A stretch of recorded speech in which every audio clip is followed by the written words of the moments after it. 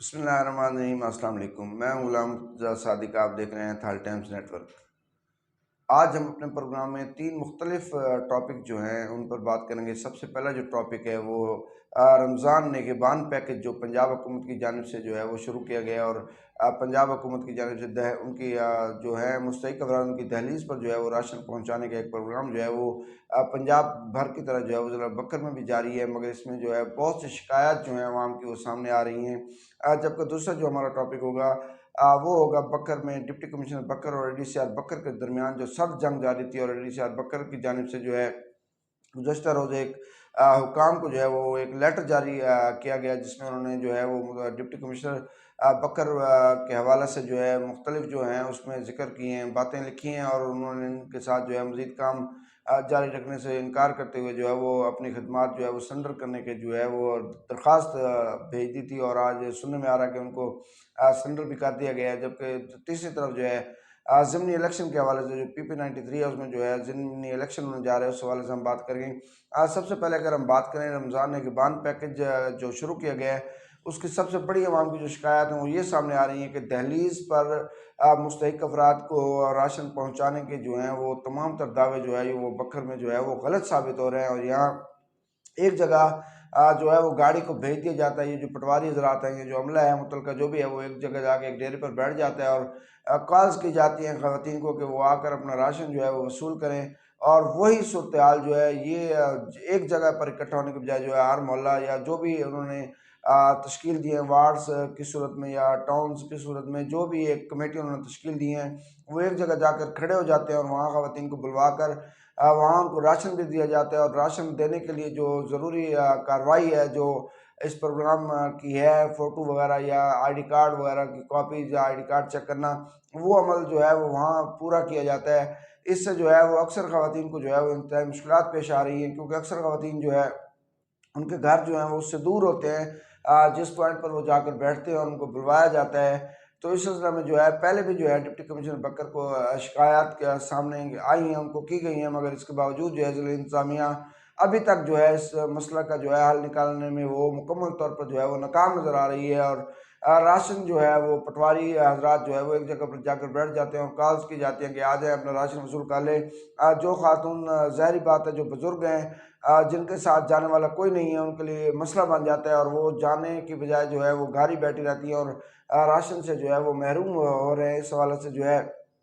Deputy commissioner बकर और commissioner Sargodha जो है वो उनको इस सूरत हाल का जो है वो नोटिस लेना चाहिए और मैं उम्मीद करता हूँ कि डिप्टी कमिश्नर बकर जो है अब उसका इसका नोटिस लेंगे और जो है वो रमज़ान नेगेबान पैकेज के जो हकीकी समरात हैं वो आम आदमी तक, मुस्तहिक तक और उसके घर तक जो है वो लाजमी पहुँचने चाहिए और इसके लिए वो जो है इकदाम करेंगे। दूसरा हमारा पॉइंट है ADCR बकर की जानिब से एक लेटर सामने आया है, जिसमें उन्होंने कमिश्नर सरगोदा और मुतल्लिका सेक्रेटरी SNG AD जो है उनको उनकी जानिब से ये लिखा गया है कि वो डिप्टी कमिश्नर बकर के साथ जो है वो मज़ीद अपनी खदमात जारी नहीं रख सकते। उन्होंने लेटर में जो है अपनी खदमात नहीं गिनवाई और उसके अलावा जो है ड्राइवर का जो है वो जिक्र किया गया है, जिसमें शमशाद नामी ड्राइवर जो है उसके हवाले से जो है वो जिक्र किया गया है कि उसकी जानिब से जो है वो कुछ ऐसा कुछ किया गया था कि ADCR बकर में जो है उन्होंने जो है डिप्टी कमिश्नर बकर को जो है एक लेटर लिखा था, लेकिन उसके बावजूद डिप्टी कमिश्नर बकर ने जो है उस ड्राइवर के खिलाफ कोई कार्रवाई भी नहीं की और उसके अलावा भी जो है दोनों में मुख्तलिफ जो नेगेबान रमज़ान पैकेज के हवाले से है या इसके अलावा जो अमूर हैं उसमें दोनों अफसरान में जो है एक फासला पाया जा रहा था,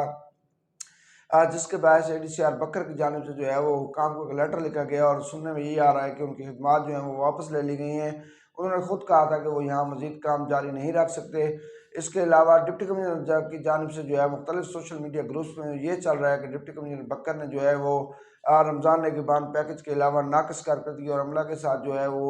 नारवा सलूक की वजह से जो है ADCR बकर जफर चंद नकवी जो हैं उनको जो है वो सरेंडर कर दिया और उनकी खदमात जो है वो पंजाब हुकूमत को वापस करने के लिए लेटर लिखा था, जिस पर पंजाब हुकूमत ने उनको सरेंडर कर दिया है। अब इस जंग में जो है कौन सच्चा है कौन झूठा है, इसके लिए भी मैं ये समझता हूँ कि एक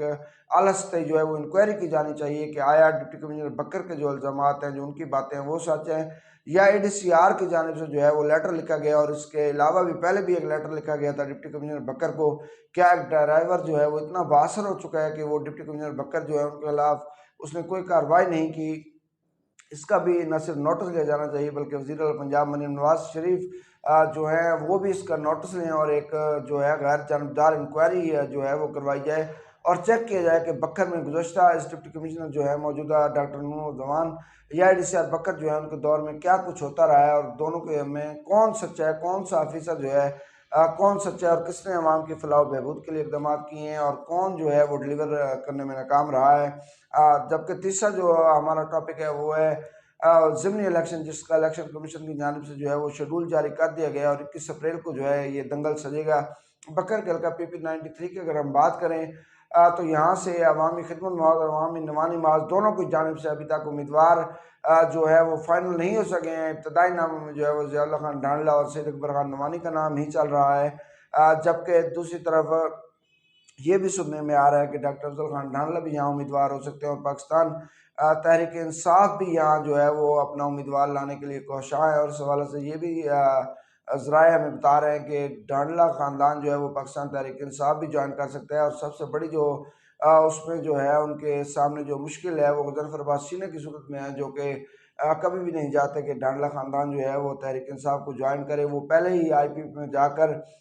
वजारत के अलावा जो है वो ज़िला में एकतरफा ट्रैफिक की जो उनके ख्वाब था वो उस ख्वाब का जो है वो 2 रोज़ कबल ही धड़म तख्ता हो गया, जब पंजाब हुकूमत की जानिब से अजला की सतह पर जो है वो तमाम जो उनके प्रोजेक्ट्स हैं, इसके अलावा ये जो रमज़ान इक़बाल पैकेज है और दीगर जो सरकारी उमूर हैं उनकी जो है सुपरविजन के हवाले से ज़िले जो है कमेटीज़ तश्कील दी गई, ज़िले कमेटियाँ, उसमें आयमन खान शानी चेयरमैन और अहमद नवाज खान नवानी जो है उनको मेंबर बनाया गया। और यहाँ जो है ज़फ़र अब्बास सीना का कहीं भी नामो निशान तक नहीं है और वो अब पूरे ज़िला के जो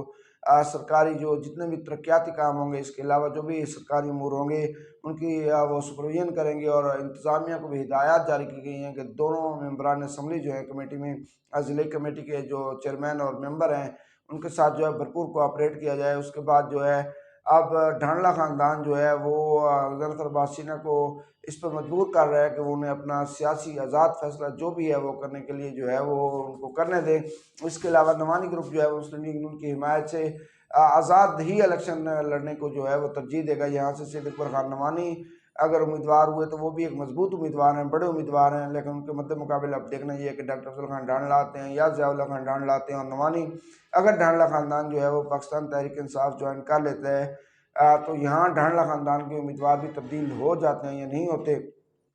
ये आइंदा चंद रोज़ जो है उसमें वाज़ेह हो जाएगा। और ढांडला ग्रुप की जानिब से भी जो है वो ऐलान आइंदा 3 से 4 रोज़ में जो है वो ऐलान सामने आ सकता है उम्मीदवार के हवाले से। मगर अगर हम देखें तो यहाँ एक बड़ा मार्का होने जा रहा है, ये इसमें कोई शक नहीं है कि ढांडला ग्रुप के लिए जो है ये हल्का वो इंतहाई फेवरेबल है उनका और उनकी जो हल्का बंदी के हवाले से वो ढांडला ख़ानदान यहाँ बासर है। इससे कबल भी जो है ज़िया उल्लाह खान ढांडला जो है वो 4800 कुछ वोटों से जो है वो उन्होंने शिकस्त खाई है। और इसके जो वो सबसे बड़ी वजह थी वो पाकिस्तान तहरीक इंसाफ के उम्मीदवार सरदार सिकंदर अहमद खान थे, जो 22,000 से ज़ायद वोट इस हल्के से ले गए। जबकि ढांडला ख़ानदान के एक चश्मो चिराग बहराम ढांडला जो है वो यहाँ से तहरीक लब्बैक के जो है टिकट पर इलेक्शन में उन्होंने हिस्सा लिया था, फैक्टर थे और उसके भी ढांडला ख़ानदान को जो है वो नुकसान हुआ। यहाँ से आमिर शाहानी जो है वो 4,800 से ज़ायद वोट जो है उनसे उन्होंने कामयाबी हासिल की थी। अब इलेक्शन के हवाले से अगर हम बात करें तो यहाँ बड़ा जो मार्का होगा वो ढांडला ख़ानदान और सैयद अकबर खान नवानी का नज़र आ रहा है। ताहम अगर ढांडला ख़ानदान जो है वो पाकिस्तान तहरीक इंसाफ के टिकट पर इलेक्शन लड़ जाता है और वो स्टैंड ले जाता है तो इसमें कोई दो राय नहीं है कि यहाँ ढांडला ख़ानदान को ढांडला ग्रुप को जो है वो इंतहाई मजबूत तस्वुर किया जाएगा। जबकि दूसरी जानिब नवानी ग्रुप जो है उसमें मुकम्मल सपोर्ट भी हुकूमती सपोर्ट भी हासिल होगी।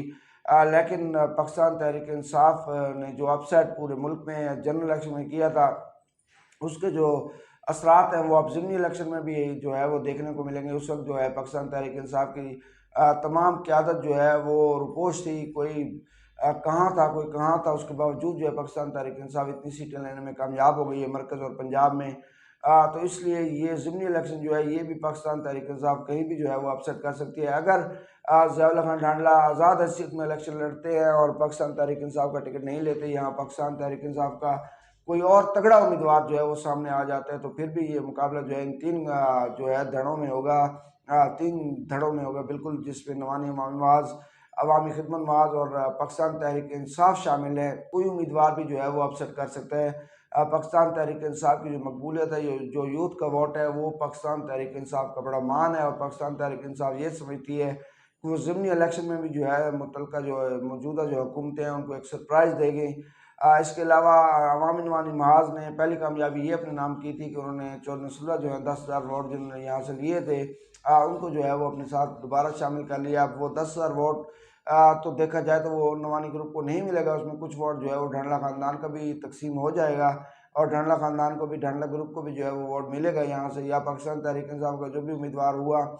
वो भी यहाँ से जो है वो उनको वो असरअंदाज होगा उस 10,000 वोट पर। अब टीएलपी का देखना है कि टीएलपी ज़िमनी इलेक्शन में क्या हिकमत अमली इख्तियार करती है। अगर बहराम ढांडला यहाँ से खड़े नहीं होते तो ये भी ढांडला ख़ानदान को जो है या ढांडला ग्रुप को जो है वो एक प्लस पॉइंट हासिल होगा। तो आज से 39 दिन के बाद जो है वो ज़िमनी इलेक्शन का दंगल सजेगा और रमज़ानुल मुबारक के बाद जो है वो ये जो बड़े ग्रुप हैं वो अपनी जो इलेक्शन मुहिम है वो भरपूर तरीके से जो है वो नहीं चला सकेंगे। रमज़ान के बाद जो है जो 10 से 11 दिन जो हैं वो उनके पास बचेंगे, उसमें वो अपनी भरपूर मुहिम चलाएंगे। और अब देखना ये है कि यहाँ के हल्का के अवाम जो हैं वो अवामी नवानी महाज को ये सीट देते हैं जो कि पहले इक़्तिदार की जो शराकत है उसमें पावरफुल है, या डांडला ग्रुप जो है को वो जो है वो अवाम में पहुँचाते हैं, या कि यहाँ पाकिस्तान तहरीक इंसाफ के जो उम्मीदवार हैं वो अपने नाम का जो है वो पूरा निकालने में जो है वो कामयाब हो जाते हैं। इस ज़िमनी इलेक्शन के बाद फिर मैं इस टॉपिक पर आऊँगा जो रमज़ान निगहबान पैकेज है पंजाब हुकूमत का, इसके हवाले से अवामी शिकायत जो हैं ज़िला की हद तक वो बढ़ती जा रही हैं। इस हवाले से मैं कमिश्नर सफदोदा और वज़ीर आला पंजाब से ख़ुसूसी तौर पर जो है वो गुजारिश करूँगा कि वो इस हवाले से जो है वो ख़ुसूसी नोटिस लें और यहाँ के वक़्त के जो मामलात हैं उनको चेक एंड बैलेंस किया जाए और यहाँ इंक्वायरी करवाई जाए कि यहाँ हो क्या रहा है। इसके साथ ही हमें इजाज़त दीजिए। बहुत शुक्रिया। अल्लाह हाफ़िज़।